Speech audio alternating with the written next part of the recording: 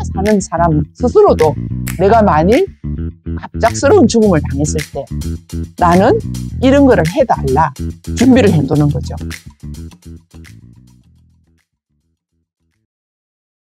혼자 사는 인구가 많죠. 예를 들어서 부모가 있어도 자식이 따로 나가 사는 거예요. 혼자. 우리나라에 결혼하지 않는 수많은 사람들이 혼자 1인 가족인 거잖아요. 그래서 식당에도 가면 이제 혼자 먹을 수 있는 식탁이 준비되어 있고. 근데 예를 들어서 독거노인. 독거노인이라 그러면 혼자 사는 노인. 근데 일본이 이제 가장 이런 것들이 최근에 가장 문제가 됐어요. 왜냐하면 혼자 사는 노인이 사망하고 난 뒤에 사망이 발견되지 않아서 시신이 다 부패할 정도로. 그래서 우리나라도 이제 1인 독거노인이 집에서 임종하는 경우가 있죠. 있고 또 발견되지 못해서 시신이 썩은 경우도 있고 1인 노인들이 집에서 임종하는 경우는 어떻게 해야 될지 그런 것도 한번 고민해 볼 필요가 있습니다. 사회적인 이슈가 되고 있죠. 그래서 나는 내가 독거노인이다. 나 혼자밖에 없다. 가족이 없다. 이런 경우에 내가 건강할 때 사전영명 의향서를 작성합니다. 제가 최근에 저희 수인님이 갑자기 2분이 돌아가셨어요. 한 분은 사실은 우리가 너무 뜻밖의 돌아가신 분이에요. 수인님이 감기가 들리셨는지 3개월이 지면서 갑자기 폐렴이 오면서 응급실로 가서 중환자실로 가게 됐습니다. 근데 이 수인님이 사전연명 의향서를 제출한 상태였고 시신도 제출했고 그다음에 장기 기증도 하신 분이었어요. 그러니까 우리 수녀원은 다 그렇게 알고 계셨는데 이 중환자실에 가셔서 상태가 좋아지지 않았죠. 의식은 있었지만 호흡을 할 수 없어서 인공호흡기도 달고. 근데 이 수녀님이 계속해서 나는 연명치료 중단을 써놨다고 이렇게 얘기를 하신 거예요. 근데 이제 저희는 수녀원에서 같이 살지만 저희는 다 동거인입니다. 법적으로는 가족이 아니에요. 근데 이 수녀님의 가족인 막내 동생이 연명치료 중단에 대해서 반대를 했어요. 우리 누나를 그렇게 보낼 수는 없다. 치료 끝까지 해달라. 이렇게 된 거예요. 그러니까 가족끼리 이제 서로 의견이 분분했는데 의료진들은 가족 중에 누군가 한 명이라도 반대를 하는 경우에는 취소될 수밖에 없습니다. 결국은 중환자실에서 아주 고생을 많이 했죠. 인공호흡기를 달고 그다음에 수혜님은 계속해서 그거를 빼달라고 얘기했고 그리고 가족이 반대했고 근데 수혜님이 정말 많이 고생하시다가 15일 만에 이제 더 이상 혈압이 올라가지 않고 이래서 돌아가셨는데 이런 경우에 참 안타까운 거예요, 사실은. 그래서 제가 그 장례를 치르고 난 뒤에 제가 와서 이렇게 했습니다. 우리 직계 가족들한테도 말을 해둬야 된다고. 제가 당장 저희 언니들한테 전화를 했죠. 나 연명치료 중단 제출했고 내가 만약 그런 일이 있으면 언니들 절대 내 의견을 존중해달라. 그랬더니 언니들도 우리도 다 그렇게 했어. 이렇게 얘기가 됐습니다. 그래서 건강할 때 얘기를 제출해 놓으셔야 되고 그리고 독거노인인데 가족이 있었는 경우도 있죠. 평소에 연락이 없었는데 그런 경우에 가족이 반대하면 이분이 이미 살아있을 때 공증을 받아 나왔기 때문에 연명치료 중단을 할 수가 있습니다.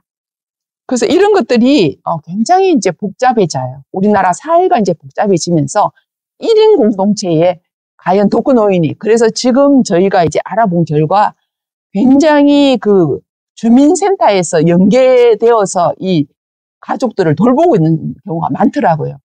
예를 들어서 우리 수님들이 다 이제 독거노인 인생이죠. 우리는 함께 살지만 일주일에 한 번씩 전화가 와요. 그 노인네, 그 어른 잘 계십니까? 날씨가 이렇게 추운데 혹시 감기 조심하세요. 이렇게 전화가 오더라고요. 그러니까 주민센터의 복지사가 이렇게 전화를 하는 거죠.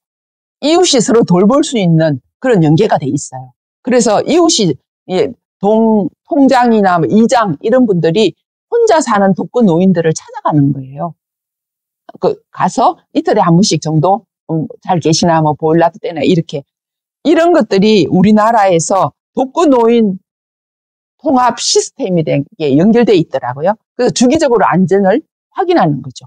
주민센터에 있는 사회복지사가 이분들을 대신해서 유언장도 공정해 줄 수 있고 그다음에 사회복지사와 연결해서 응급 시에는 사회복지사가 마치 가족처럼 그렇게 대신할 수 있더라고요. 그런 시스템이 잘 돼 있어요. 그런데 이제 이런 시스템이 잘 돼 있다 하더라도 사각지대는 항상 있습니다. 그렇죠? 아무도 이 사람이 돕고 놓이는 걸 모르는 경우가 있습니다. 우편물이 계속 쌓이는 경우, 우편물이 계속 쌓인다는 것은 안에 누군가가 우편물을 보지 않는다는 거잖아요. 우리가 생각할 때 시신이 발견됐다. 그럴 때는 그것을 본 사람이 경찰에 신고하거나 아니면 보건소에 신고합니다. 그러면 보건소나 경찰이 같이 와서 사체 검안서를 발행해 줍니다. 아무도 발견되지 않은 시신, 이런 경우는 굉장히 어렵습니다. 실제로 유가족이 전혀 없는 경우도 있습니다. 그러면 이 장례를 어떻게 할 건가? 지자체에서 해줍니다. 무용고 장례라고 있어요. 그래서 그 장례식장으로 모시고 가면 모든 장례식장은 제가 알기로 무용고 장례를 할 수 있는 조그마한 영안실이 있더라고요. 거기에 모십니다. 모시고 화장 후에 지자체가 화장 후에 낙골당에 모시더라고요. 제가 지난번에도 제가 호스피스 할 때 어떤 자매 그렇게 연세가 많지 않았는데 아무도 가족이 없다는 거예요. 그리고 연락을 한 데가 아무도 없었어요. 근데 이제 병원에서 돌아가셔서 신고를 했더니 그 무용고 장례 지자체에서 다 그거를 해주시더라고요. 그래서 영안실로 가니까 모든 영안실이 그렇게 조그만한 그 영안실이 있더라고요. 그러니까 거기에다 모시고 영정사진을 모시고 하루가 이렇게 지나고 화장해서 국가가 준비되어 있는 낙골당이 있더라고요. 거기에다가 이제 모시더라고요. 1인 가구가 전부 늘어가기 때문에 이런 것들도 사전에 주변 사람들이 좀 알아두셔야 됩니다. 왜냐하면 이웃이 시신을 발견한 경우도 있습니다. 그러면 이웃도 우리가 기본적으로 우리 동네에 우리 주변에 어떤 사람이 혼자 살다가 돌아가시면 어떻게 해야 되는 거지? 그럴 때 사전에 알아두는 거 좋죠. 동장이나 이장 정도는 그러면 바로 경찰서에 연결하거나 아니면 보건소에 전화를 하면 그분들이 바로 와요.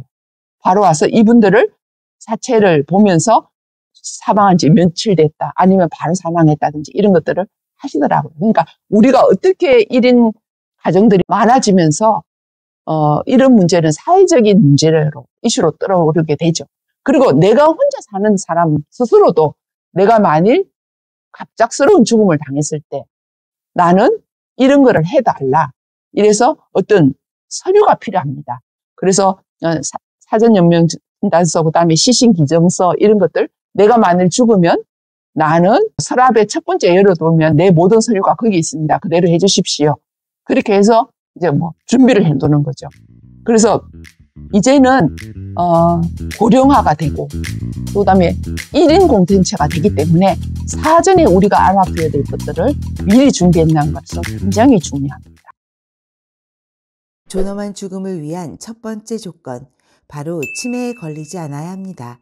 뉴스레터를 신청하신 분께 치매와 헤어질 결심 전자책을 무료로 보내드립니다. 전자책 신청은 댓글창을 확인해 주세요.